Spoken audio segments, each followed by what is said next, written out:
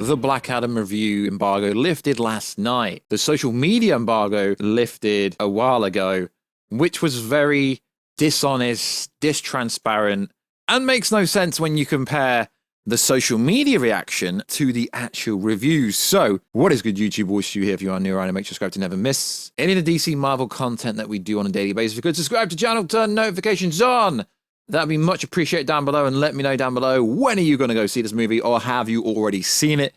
If you have, you can talk spoilers down below, but put the spoiler tag. And also, if you could, check us out on Instagram at Warstu to see the beautiful face behind the beautiful voice. And also check us out on Twitter, WarstuG, because I've got no followers over there, and you can hear my quirky, sarcastic, trolly tweets. So let's get into this. So, it's worth saying that I think a lot of people that get access to movies are in a very bad position. They might think they're cool and trendy and they have clout, but they're in a very bad position because if they're independent, if they're a YouTuber, or if they have some little blog website or some little Instagram account, or if they work for a big trade like Variety, Hollywood.com, comicbook.com, CRB.com, this is how it works. I don't think a lot of people understand and can explain how reviews work.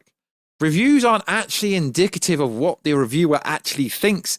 It's indicative of the message they're trying to put out there. So it is worth saying I have attended multiple red carpet events, multiple multimedia screenings, etc. here in England, generally in Leicester Square, Cineworld, The View, etc. So essentially, the social media embargo lifts. And what you're going to say there is non-spoilers. You want the biggest headline, the punchiest headline to get your brand or your company or your outlet quote on a bus, on a trailer, on a TV spot, on the London Tube, on the Underground, anywhere. You want a punchy headline like the best DCU movie since Man of Steel or something like that. You know, some big punchy headlines. So I personally think it comes across very unhonest. It really does. Because you have a quote going, yes, Thor Love and Thunder is the greatest movie ever. And then you actually look at their review and it doesn't go coincide with what they're saying. Now, I'm not going to call anyone out. I'm not actually going to go specifically to someone's social media reaction and then look at their review and realize they don't match up. Although I have actually done that before making this video and realized that less than 10% of the people I looked at, their social media review and their actual review don't line up. It's very dishonest. So Rotten Tomato gets a lot of hate and a lot of hate. It really does. So 55% it's got so far.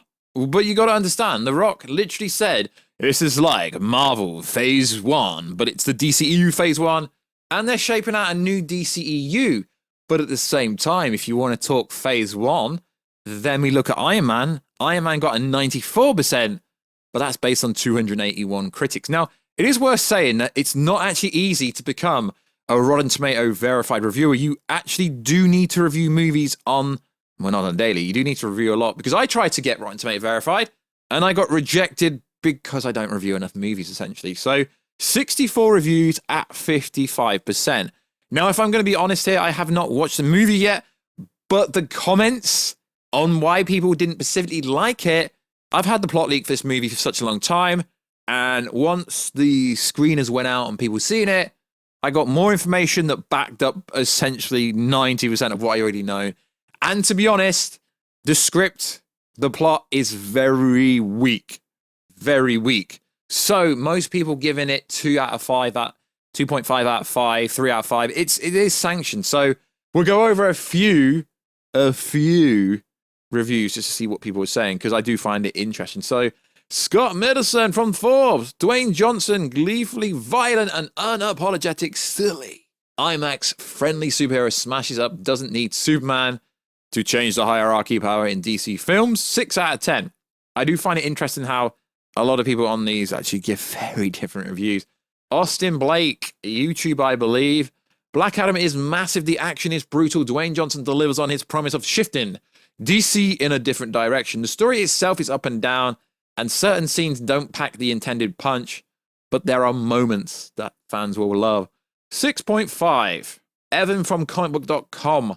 Black Adam is a fun, frenzy, flawed film that answers the prayers of many, while also giving viewers an action-packed thrill ride with plenty of charisma from its key players. 3.5 out of 5. So you see a general overview, some good, some better, some really bad. So Casey from Casey Movie Mania. Despite some promising moments, Dwayne Johnson's scene stealing turned into the title role. Black Adam ends up more of an uneven effort. James from South China Media Post. Black Adam sets its character up well, but rarely pauses for breath. Now, there is a lot of criticism on this movie where it's literally 2 hours of non-stop action. And then literally you get criticism from Batman vs. Superman saying there wasn't enough action. The problem is you can't really please everyone. That's the problem. You won't be able to please everyone. But I do believe the general audience is what sells movies. Now, realistically, I do believe that reviews have some cadence, if you like. But realistically, I think all reviews should be scrapped because they don't actually mean anything. So this is a rotten one here. Someone called Tim from Screen International. The latest installment in the DC Extended Universe too often succumbs to the conventions of its genre, but some compelling performances and the direction. B-movie flourishes prove to be sufficient, comprehensive. I do really love how some of these reviewers love to use little words and big words and try and be as ambiguous as possible. Overall, the conception of people on Twitter, they generally think it's a decent movie with a very weak script. And that's not unfair to say, that's just what people are saying. So, John from The Hollywood Reporter, the passion project serves the character well. Setting him up on adventures one hopes will be less predictable than this one. Predictable movies. Now, what is interesting is most comic book-based movies are very predictable. So, Jake Cole from Saint Magazine. The film has the courage of its convictions, suggestions that the violence on behalf of an oppressed people isn't only justifiable, but even moral. Interesting. So, we have Perry, YouTuber.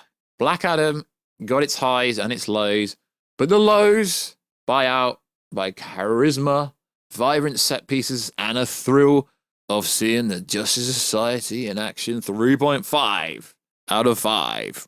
Pretty interesting. And then we go over to Twitter sphere and you get some savage comments. Rolling Stones, we won't go over it all, we'll just go over the kind of tweet they put out. No, Dwayne Johnson's Black Adam will not change the power of the hierarchy in the DCEU. It will make you believe, however, that even with Bonnie, movie star on deck, the extended cinematic universe is truly a lost cause. Now, you got to understand certain publications have agendas. This is all my own thoughts. They're trying to get clickbait. They're trying to get, clicks. They're trying to get good views, etc. IGN, Black Adam, overindulged to the point where it's hard to enjoy the DC anti-hero debut. It's packed with undeveloped characters and an over-excessive number of repetitive action sequences to the point where its half-baked debate on what it means to be a hero is lost in all the noise. But he's an anti-hero. He's neither a hero or a hero, I thought. So discussing film, Black Adam is easily one of The Rock's most defining performances of his career, delivering the old-fashioned one-liners and brutal action, all with complete passion. So I think we've gone over enough to essentially assess the situation. Okay, we'll go over one more. One Take News. It's not without its issues, but Black Adam is a kick-ass movie that will give fans grinning from ear to ear. This is one of the DCEU's coolest movies, and I hope this isn't the last we've seen of The Rock as Black Adam and the Justice Society of America. So, as you can see, there is a trend here. You have people loving it, hating it, or being in the middle, realistically. Now, there are some really savage reviews, but it's kind of pointless to keep going over them. But the general consent is, yeah, it's a pretty cool movie with a basic storyline, quite predictable, and it's adding nothing new to the genre, but it depends which way you look at it because there's so many different people saying so many different things. I think reviews are kind of pointless nowadays, but at the same time, they're not pointless because some people will literally look at a review before going to the cinema. I don't really care for these reviews because I understand most people that do reviews have a hidden agenda. They want to get in good with the studio. They don't want to get blacklisted, although the studio would never blacklist you for being honest about a movie. But a lot of people have this kind of scare mindset where if they give movie a bad review, that they would never get an early screener again or something like that. But overall, it seems like a pretty decent movie. I really do think this movie will bang. It seems to me like it could be like Aquaman 1. It could bang $1 billion. It just depends. It really depends.